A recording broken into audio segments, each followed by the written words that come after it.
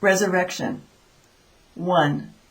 The killer lived with his mother in the 2-story white frame body of her house for 40 years that turned in fitful sleep the walls of his room to pulsing blood-colored webs of flesh, like a polyp reef opening toward him, tiny 8-fingered hands, sweet animal flowers with eels in crevices under their leaves, the bulbous head of an octopus lodged like an egg in membrane. He floated in his bed. But evenings in the parlor after dinner, as the windows failed and TV blued the air of her face, this room too wavered and churned, needle-teethed fish slipping through corners, the powerful arms of a starfish slowly prying open a clam.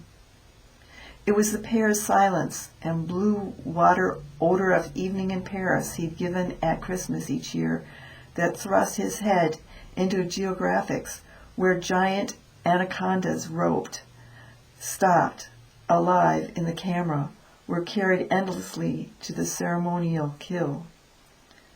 "I think I'll go to bed," he said. 2. When he woke, it was Easter. Chickens and rabbits, the whole house crammed with family and eggs, his bull-hung brother with horn-rimmed Alma looking like a Baptist. How could that fool her? Going at it like a goat to make 10 kids. The nights they were conceived, he knew, he felt the bed shaking miles away. He wept and listened to country music.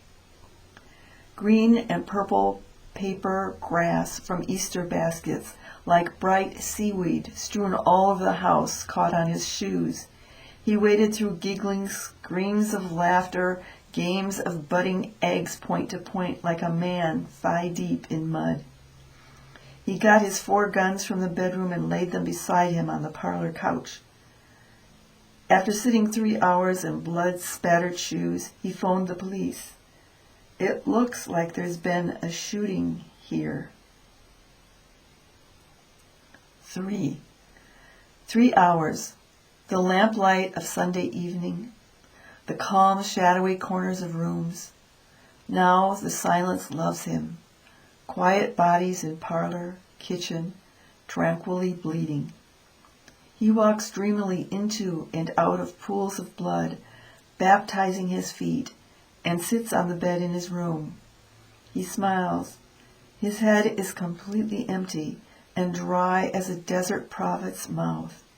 He takes out his pictures of naked women. He enters at last his own house.